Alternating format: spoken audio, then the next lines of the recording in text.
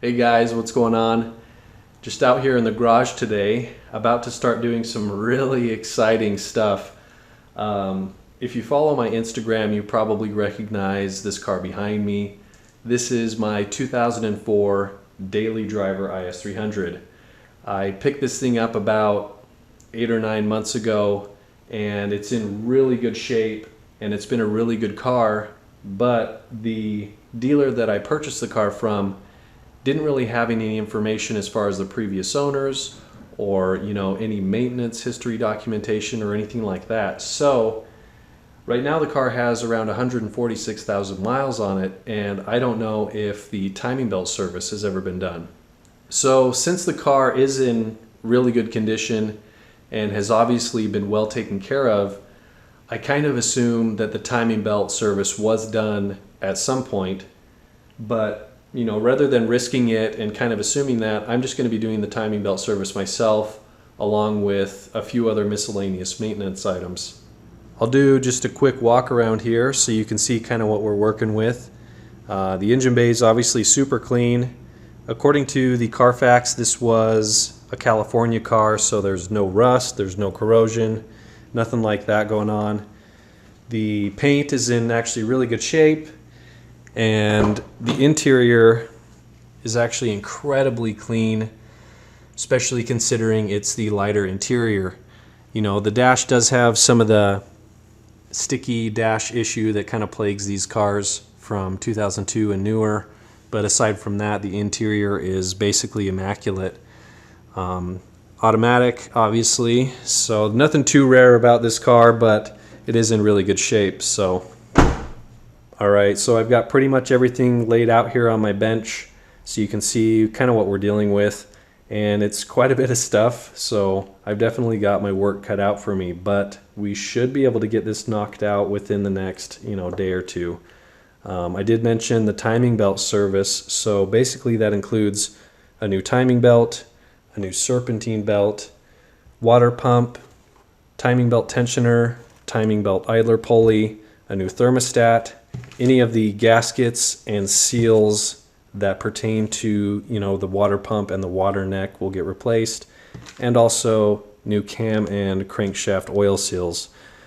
So those items typically pertain to the timing belt / water pump service itself, and on top of that I'm going to be doing a new set of spark plugs.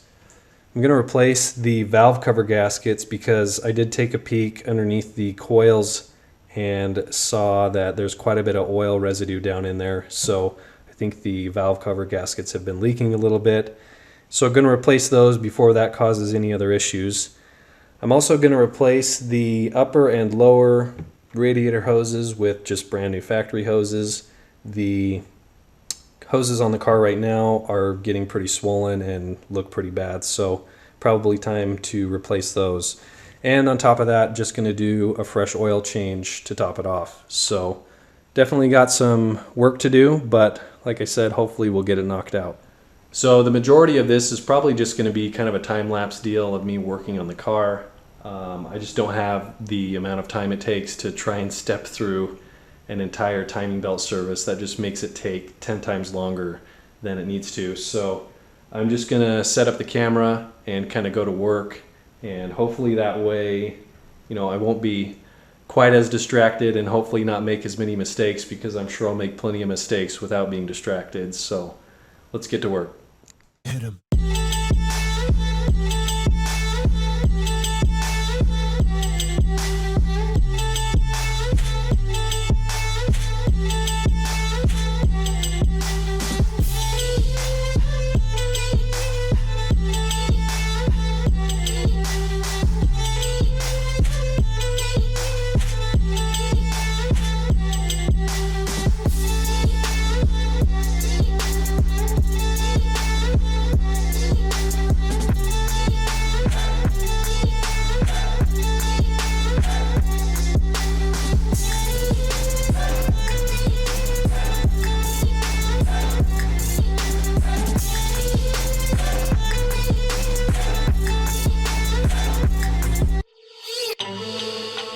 Okay, so we're making some pretty good progress here. not without a few bloody knuckles and some curse words. But that's kind of the nature of the beast when you're working on something that's a decade and a half old, right? So I don't know when the last time this crap has been apart. And matter of fact, it's been so long since I've worked on a stock 2JZ that I had forgotten just how much crap is attached to the factory throttle body and upper intake Y section.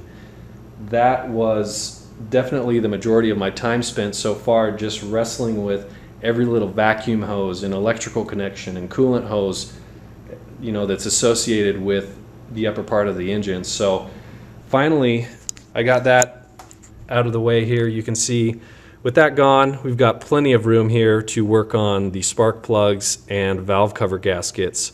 I also went ahead and took out the factory radiator. So I don't know if that's something that is completely necessary for the timing belt service, but for me, the amount of time it takes to take the radiator out, it's completely worth it, just to make sure I have plenty of room here on the front of the engine to see and do what I need to when I'm working on the timing belt and the water pump. So now I'm at everybody's favorite part, which is the crank pulley bolt removal. From the factory, this sucker is torqued to like 240 foot-pounds. So that in itself is a challenge. And then on top of that, this car has an automatic transmission. So as I'm trying to break the bolt loose, the entire crankshaft and torque converter are going to want to try and spin. I don't have the luxury of, if it was a manual transmission car, I could just put it in gear and yank the e-brake really hard, and that would probably provide enough resistance to where I could break the bolt loose. But since it's an automatic, I have to figure out a different solution for keeping the crankshaft from turning while I'm trying to break the bolt loose. So here's a quick look at how I plan to get that crankshaft pulley bolt loosened up. What I've got here in my hand is just a boring, rusty old piece of steel that I've modified specifically for this purpose, and I've actually been using this stupid thing for many years. But basically how this works is, like I mentioned, I need to keep the crankshaft pulley from spinning while I'm trying to loosen the bolt, right? So what I'll do is actually bolt this bar to the crankshaft pulley itself. There are threaded holes already on the crankshaft pulley, so this bar will bolt right up to it, and this middle hole still allows me to have access to the main crankshaft pulley bolt. So essentially, as I'm turning the crankshaft pulley bolt, this bar will eventually come in contact with the ground and stop it. So once it stops, then I'll be able to hopefully break the crankshaft pulley bolt loose. Obviously, this little, short half-inch breaker bar is probably not going to cut it as far as providing enough leverage, so I'm sure I'll have to use some steel tubing, or I also have a jack handle I can use if I need to, just to give me some extra leverage to break that bolt loose.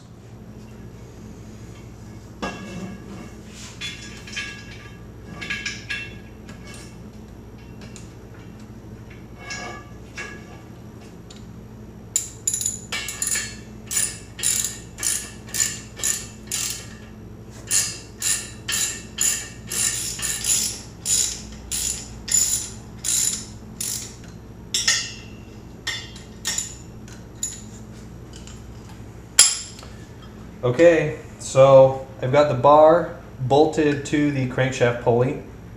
I had to go the opposite direction based on where the holes were on the pulley itself, so that now the bar will stop on the car, on the frame of the car, as opposed to on the ground. But either way, it's achieving the same thing. So now we will see how much stuff I can break trying to get this bolt loose. Hopefully I don't break any bones.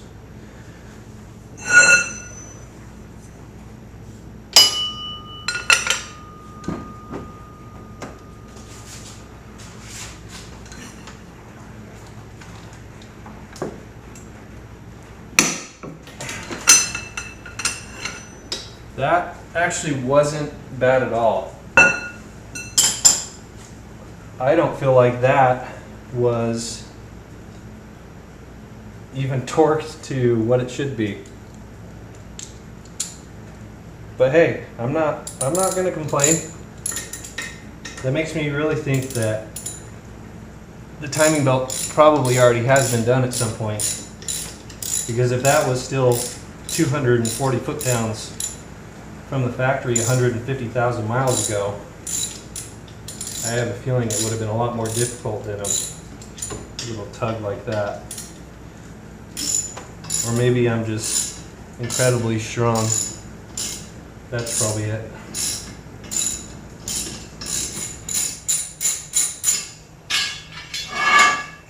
The trusty old steel bar succeeds again. Love it.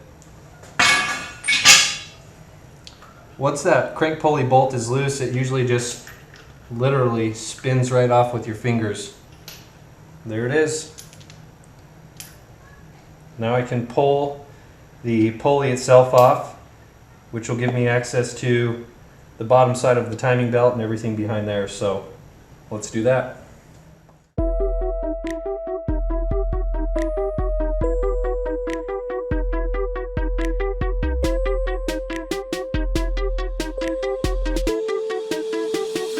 It begins again.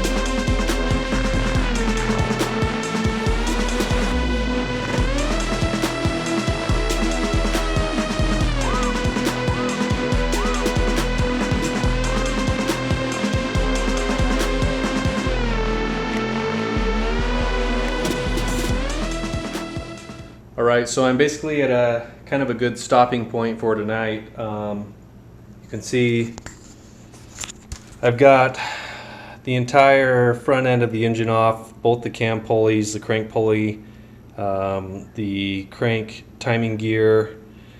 So I've already replaced the cam and crank seals, so those have been replaced. Those are good to go. You can see I've got the valve covers off, and so tomorrow I will start kind of cleaning things up and getting things back together. Looking down into the spark plug valley, you can see just how nasty it is in there, and there's actually rat in there. So not sure how that even happens, but I'm gonna have to figure out a way to clean all that out tomorrow before I get everything back together, because if I just leave it like that, it's gonna drive me absolutely nuts. So gonna have to clean all that out somehow and basically start putting things back together. So I'm gonna go get some sleep, hopefully.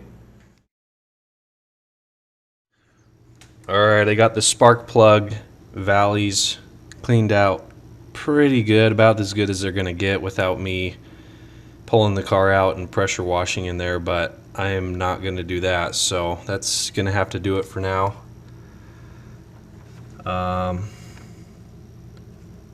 It was quite a chore to get all that cleaned out of there, and also to try and keep it from all that crap from falling into the cylinder when I pulled the spark plugs out. So now I can at least put some new plugs in there and get the coils back in, and then hopefully do the valve cover gaskets.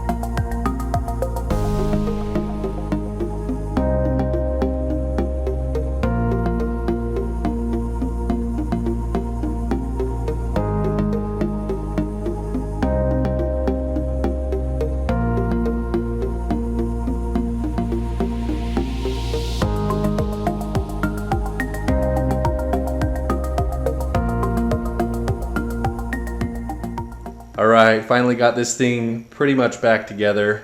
Just finished putting fresh oil and coolant in. Now I just need to reconnect the battery and I guess try and start it. So hopefully we don't have any catastrophic issues here.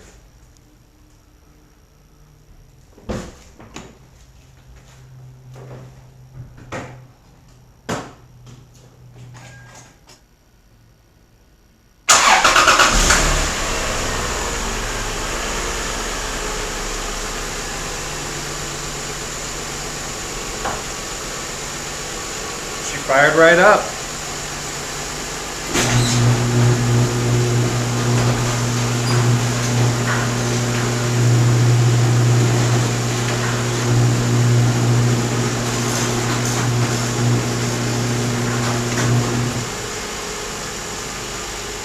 It's not leaking anything yet.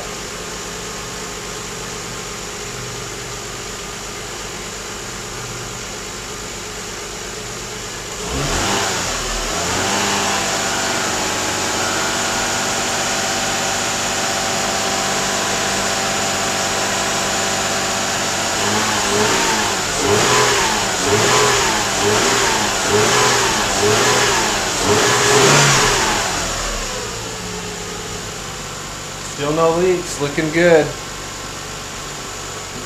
I'll probably let it get up to operating temperature here and then make sure the coolant level is good.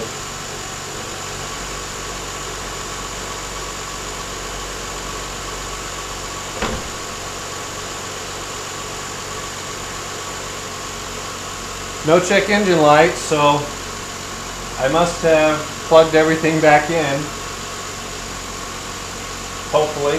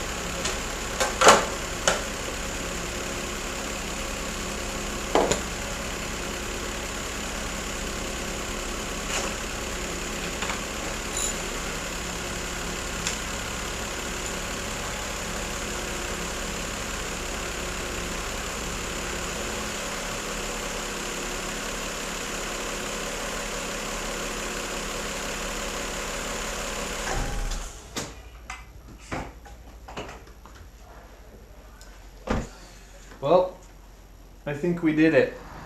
So far so good. I think that's gonna do it. Thank you guys for watching. Sorry for a boring video, and hopefully I don't have to do that again in a long time. See ya.